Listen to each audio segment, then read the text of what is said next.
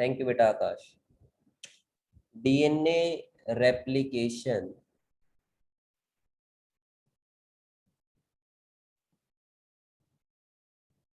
Is semi conservative. ठीक है, is semi conservative. हम एक एक पॉइंट को बड़े ध्यान से पढ़ेंगे और आप समझने की कोशिश कीजिए। अगर आपने इसकी थोड़े से बेसिक पढ़ लिए तो बड़ा इंटरेस्टिंग सा एक एक्सपेरिमेंट है इसमें, जिसके ऊपर क्वेश्चन बहुत बार आते हैं सीबीएसई के अंदर। सीबीएसई क्या बल्कि नीट के अंदर भी क्वेश्चन वहां से बने हुए हैं। देखिए क्या है। देख, आपने ये पढ़ा है अभी, आपके पास डबल स्ट्रैंडेड डीएनए। ओके, मैं एक छोटा सा पार्ट इसका बनाता हूँ। ये आपके पास आपस में लिपटा हुआ डबल स्ट्रैंडेड डीएनए, ठीक है। और आप चाहते हो कि आप इसकी कॉपी बनाओ। तो पहली चीज तो हम ये चाहेंगे कि सर कॉपी बनाते क्यों हैं या इसका रेप्लिकेशन करते क्यों हैं। तो बेटा आपने 11th क्लास में पढ़ा था कि जब सेल डिवीजन की तरफ बढ़ती है, सेल डिवीजन की तरफ बढ़ती है, तो एक सेल के न्यूक्लियस के अंदर पाए जाने वाला जो जेनेटिक मटेरियल होता है, न्यूक्लियस को हम सेल का कंट्रोलर कहते हैं। उसके पास वो सारी सूचनाएं हैं कि एक सेल किस तरीके से काम करेगी, उसमें क्या चीजें बनेंगी, कैसे बनेंगी, वो सारी सूचनाएं न्यूक्लियस के पास है। अगर हम मेनली प्रेफर करते हैं माइटोसिस को, अगर हम माइटोसिस की बात करते हैं तो माइटोसिस में हम क्या देखना चाहेंगे कि भाई इससे बनने वाली जो दो डॉटर सेल है उनके न्यूक्लियस में भी उतना ही जेनेटिक मटेरियल हो जितना इसके पास है। मान लीजिए डिवीजन के दौरान यही जेनेटिक मटेरियल कंडेंस होकर क्रोमोसोम का जो फॉर्म लेता है, मान लीजिए सेल के पास 4 क्रोमोसोम बनते हैं 2n कंडीशन। तो आप ये समझिए कि इससे पैदा होने वाली या इससे बनने वाली जो दो सेल होंगी उनके पास भी कितना मटेरियल होना चाहिए, 4 क्रोमोसोम होने चाहिए, तभी उनके पास कंप्लीट इंफॉर्मेशन जा पाएगी। तो अब हमारे पास टोटल जेनेटिक मटेरियल 4 क्रोमोसोम का है, लेकिन इससे डिवाइड होने वाली में हमें डबल भेजना है। इसके पास भी 4 होना चाहिए, इसके पास भी 4 होना चाहिए। तो सीधी सी बात है भी, जो जेनेटिक मटेरियल मेरे पास है मैं उसकी क्या करूं, कॉपी करूं। तो प्रॉपर डिवीजन को परफॉर्म करने के लिए और सेल के अंदर प्रॉपर जेनेटिक इंफॉर्मेशन के ट्रांसफर के लिए डीएनए का रेप्लिकेशन होना बहुत ज्यादा जरूरी है। ऐसा आपने पीछे भी पढ़ा था, पीछे वाले प्रिंसिपल ऑफ इनहेरिटेंस चैप्टर में पढ़ा।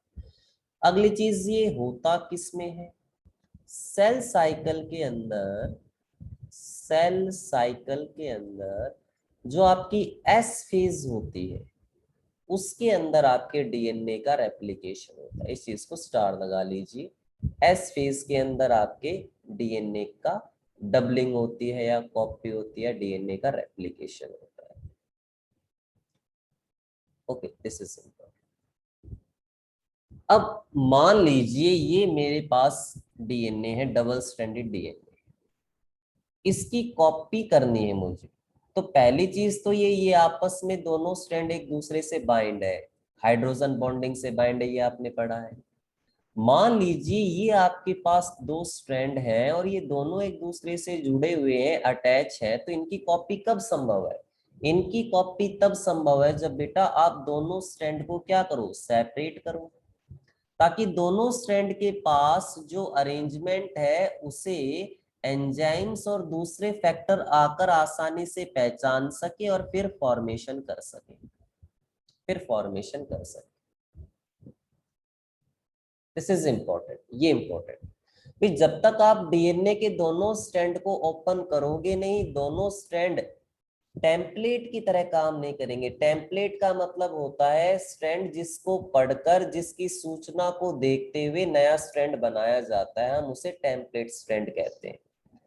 तो रेप्लिकेशन के अंदर बेटा दोनों ही स्ट्रैंड टेम्पलेट का काम करते हो,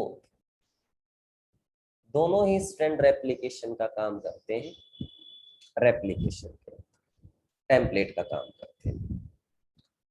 अब इतना बेसिक हो गया, तो अब रेप्लिकेशन के, जब मतलब रेप्लिकेशन की खोज के लिए प्रयास किए गए भी कैसे होता है, तो बहुत सारी मॉडल निकल कर आए कि भी रेप्लिकेशन ऐसे होता है, किसी ने किसी तरीके से बताया, किसी ने किसी तरीके से बताया।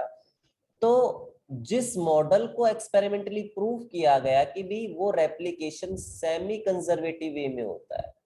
अब सेमी कंजर्वेटिव वे का मतलब क्या है, इसको समझाने के लिए आपको थोड़ा सा ये समझना है। देखिए, ये मान लीजिए शुरुआत में आपके पास दो स्ट्रैंड है, तो ये स्ट्रैंड आपके पेरेंटल स्ट्रैंड है, मतलब जो सेल के पास पहले से मौजूद है। तो रेप्लिकेशन का एक तरीका ये हो सकता है कि जब इसकी रेप्लिकेशन हो तो उसमें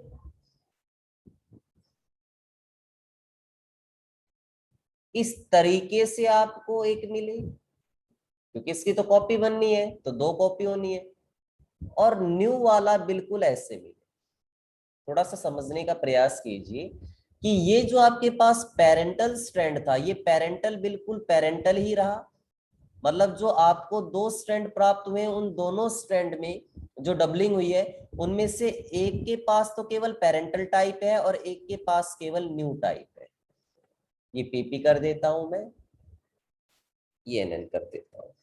इसका मतलब आपको ये वाला जो तरीका मिला है, ठीक है, ये भी एक तरीका है कि अगर रेप्लिकेशन ऐसा भी तो हो सकता है कि पेरेंटल स्ट्रैंड खुल जाए, फिर उनको पढ़ा जाए, फिर वो जो बनने वाले नए हैं वो आपस में जुड़े, पेरेंटल अपने दोबारा जुड़ जाए, तो पेरेंटल पेरेंटल बना रहेगा, नया बन जाएगा। ठीक है, एक तरीका ये पहला पॉइंट। दूसरा तरीका क्या हो सकता है कि भाई ये आपके पास पेरेंटल स्ट्रैंड है,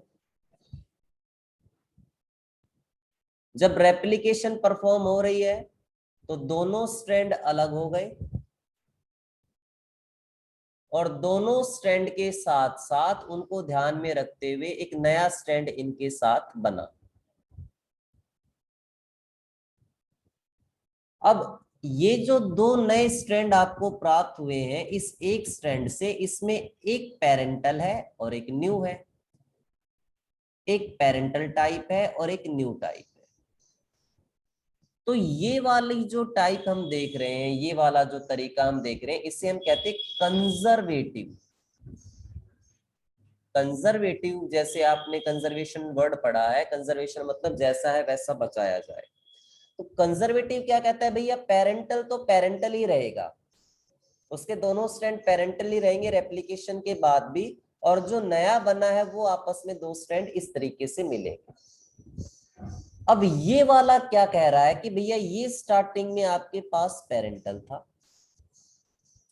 अब जब दोनों स्ट्रैंड सेपरेट हुए तो एक पेरेंटल बना एक नया, मतलब पहले का एक मौजूद है तो आधा वाला पहले का आधा नया, आधा पहले का आधा नया, तो ये तरीका हो गया सेमी कंजर्वेटिव।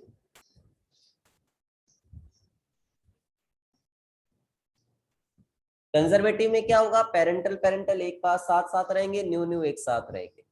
सेमी कंजर्वेटिव क्या कहता है भैया, आधा पहले का आधा नया बनाएंगे, मतलब एक स्ट्रैंड पेरेंटल रहेगा, एक उसको साथ साथ नया बनाएंगे, एक पेरेंटल रहेगा एक उसके साथ साथ नया बनाएंगे। ये कुछ तरीके आपके चले हुए, ठीक है, ये कुछ तरीके आपके चले जिसके आधार पर कंजर्वेशन को, मतलब डीएनए की रेप्लिकेशन के बारे में धारणा और भी थी। ठीक है, डिसकंटिन्यूअस कंजर्वेटिव भी था, ठीक है, लेकिन वो आपके लेवल का नहीं है, आपके सिलेबस में भी नहीं है, तो वो अभी नहीं कर जो है। ये आपका सेमी कंजर्वेटिव कैसे प्रूफ हुआ, इसको ध्यान से समझना भाई।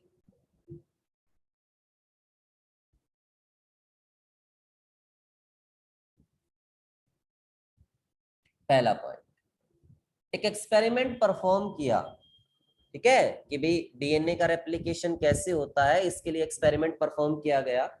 तो जो सबसे फेमस एक्सपेरिमेंट था जो इसके लिए किया गया, वो परफॉर्म किया मैथ्यू मिसेल्सन, ये इसका पूरा नाम है भाई,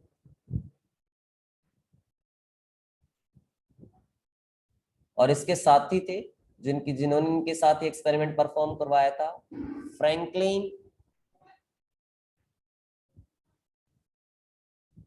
स्टॉल, ठीक है। आप इसको मिसेल्सन एंड स्टॉल के नाम से भी कह सकते हैं। इनका जो फेमस एक्सपेरिमेंट है वो मिसेल्सन एंड स्टॉल ने परफॉर्म किया था।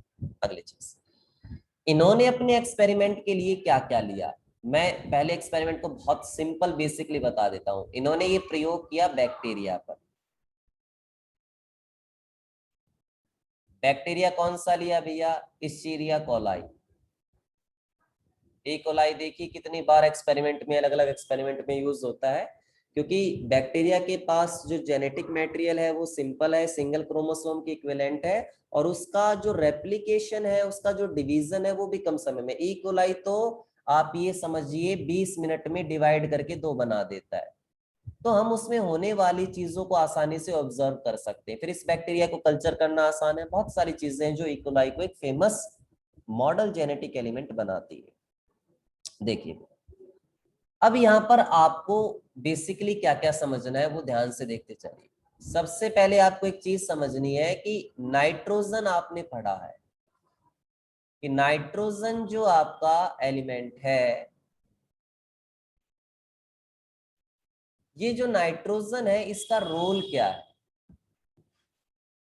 तो बहुत ध्यान से देखते चलिएगा नाइट्रोजन कहाँ कहाँ यूज होता है।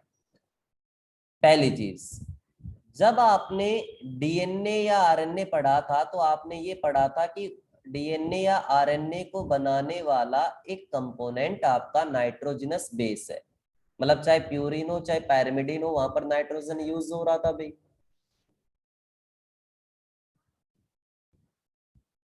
है कि नहीं। पहली चीज। दूसरा, मैं इंपॉर्टेंट बता रहा हूं, हमें केवल इस इंपॉर्टेंस पे ध्यान देना है, केवल इस पर, कि डीएनए और आरएनए को बनाने के लिए हमें नाइट्रोजन की आवश्यकता होती है। थोड़ा सा और पढ़ो। प्रोटीन को बनाने वाली जो अमाइनो एसिड्स हैं, जैसे अमाइनो बोल रहे हो भैया, तो अमाइनो ग्रुप क्या होता है, अमाइनो NH2 ग्रुप होता है, तो उसमें भी नाइट्रोजन है। तो आप ये देखिए नाइट्रोजन का कितना ज्यादा इंपॉर्टेंस रोल। तो मिसेल्सन एंड स्टॉल अपने एक्सपेरिमेंट के अंदर नॉर्मली अगर मैं बात करूं तो नाइट्रोजन का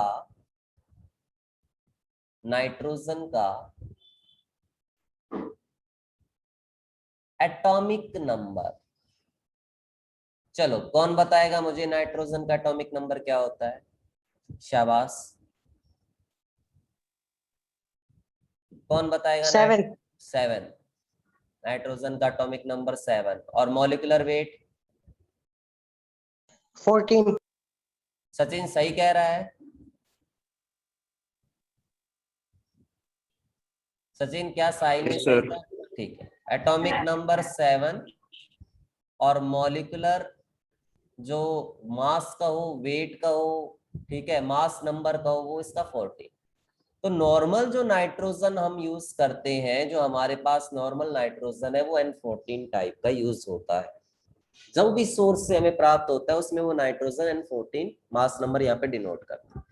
लेकिन इन्होंने अपने एक्सपेरिमेंट के लिए जो नाइट्रोजन यूज किया वो था बेटा N15। तो सर N14 और N15 में डिफरेंस क्या है। पहला पॉइंट ध्यान से सुनना भाई, ध्यान से। N14 के कंपैरिजन N15 थोड़ा सा हैवी आइसोटोप है, मतलब इसका वेट ज्यादा है।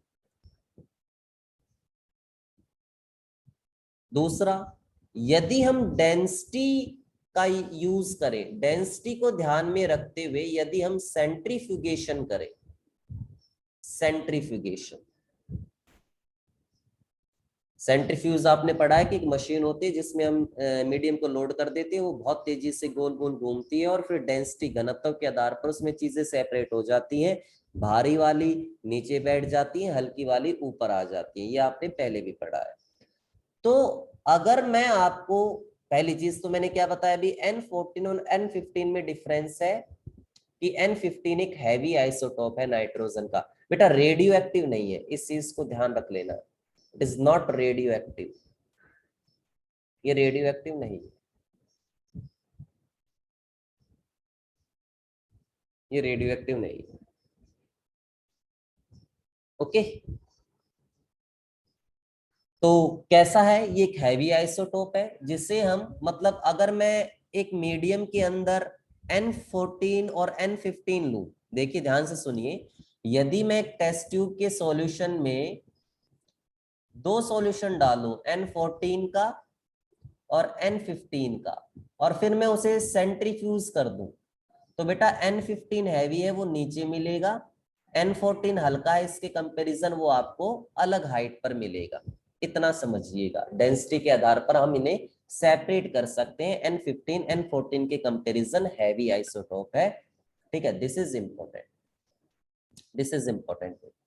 अगली चीज, अब ये अपने एक्सपेरिमेंट के लिए, जैसे मैंने बताया बैक्टीरिया का यूज किया, फिर मैंने बताया नाइट्रोजन जो लिया, अच्छा नाइट्रोजन जो लिया वो इन्होंने एक साल्ट की फॉर्म में लिया, इन्होंने नाइट्रोजन के लिए जो सोर्स लिया है वो ये लिया है,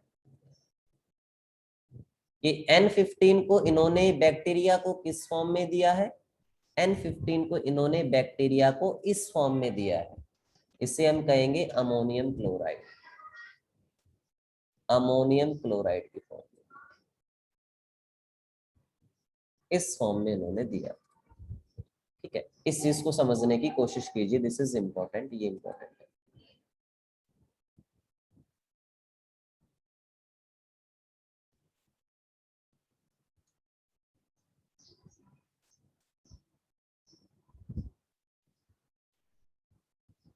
देखो भैया, अगली चीज देखिए ध्यान से। अब सबसे पहले आप ये सोचिए कि नॉर्मली जो ई कोलाई बैक्टीरिया लिया गया है, ठीक है, उस ई कोलाई के बैक्टीरिया के अंदर जो डीएनए है, ई कोलाई के बैक्टीरिया में जो डीएनए है उसमें नाइट्रोजन कौन सा है? चलो शाबाश, बताओ भाई, कोशिश करो बताने की। रुचिका बेटा बीच में हट गए थे, ध्यान से देखना है भाई, बहुत इंपॉर्टेंट है कि अभी तक मैंने N15 का कहीं प्रयोग नहीं किया है, तो ई कोलाई का जो डीएनए मुझे यहाँ एक्सपेरिमेंट के लिए लेना है, मतलब नॉर्मली मैं ई कोलाई को टोटल को ही ग्रो करवाऊंगा, उसका डीएनए अलग से निकाल कर कुछ नहीं करना मुझे, लेकिन मैं आपसे एक चीज पूछना चाहता हूँ कि अभी जो मैं ई कोलाई बैक्टीरिया ले रहा हूँ, उस ई कोलाई बैक्टीरिया के अंदर जो डीएनए है तो उसमें नाइट्रोजन कौन सी टाइप का है, वो N14 है या N15 है, मुझे ये बताओ।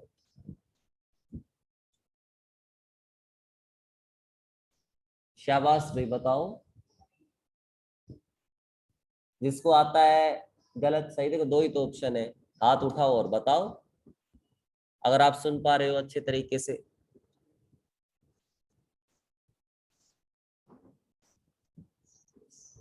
भाई नेचुरल रूप में कौन सा नाइट्रोजन पाया जाता है, नेचुरल फॉर्म में कौन सा पाया जाता है? Sir N14। Very good, 14 N14, वाला। हाँ 14। तो आपने कुछ अलग से थोड़ी दिया है, अभी तो आपने भाई N15 कैसा है, हैवी आइसोटोप है, आपने अभी बैक्टीरिया को दिया थोड़ी है, आप जो बैक्टीरिया एक्सपेरिमेंट के लिए ले रहे हो उसके डीएनए में क्या मौजूद है, N14 मौजूद है भैया, मतलब मैं ऐसे लिख दूं इसको, इसको N14, इसको N14, ये देखिए, ये मैंने लिख दिया कि इसके दोनों स्ट्रैंड में जो नाइट्रोजन है वो N14 है। क्यों? क्योंकि ये तो नेचुरल फॉर्म है, बैक्टीरिया ने अपने आसपास से किसी फूड सोर्स से जो नाइट्रोजन प्राप्त किया है उसमें नाइट्रोजन कौन सी टाइप का है भैया, N14 टाइप का है, ठीक है। अब क्या है, एक्सपेरिमेंट को थोड़ा ध्यान से समझना, ठीक है, ये स्टार्टिंग का जो अभी स्टेप चल रहा है, ये स्टार्टिंग का जो अभी स्टेप चल रहा है, एनसीईआरटी ने इसको एक छोटी सी लाइन में करके खत्म कर दिया, इसके बारे में बहुत कुछ नहीं बताया है। आप इसको समझिए कि पहले क्या हुआ उसके बाद क्या हुआ, आप इसको ध्यान से समझना कि पहले क्या किया गया उसके बाद क्या किया गया। अब देखो, आप इस ई कोलाई बैक्टीरिया को कल्चर मीडियम में ग्रो करवाते हो, कल्चर मीडियम, ओके, ध्यान से सुनना, आप इस बैक्टीरिया को कल्चर मीडियम में ग्रो करवाते हो, इसका मतलब अब आप खुद अपने हिसाब से बैक्टीरिया को खाना दे रहे हो, मतलब जो आप न्यूट्रिएंट दोगे वो अपने मन चाहा दोगे, क्योंकि बैक्टीरिया को आप कल्चर मीडियम पे ग्रो करवा रहे हो। और आप इस न्यूट्रिएंट मीडियम के अंदर, आप इस न्यूट्रिएंट मीडियम के अंदर नाइट्रोजन को इस फॉर्म में देते हो।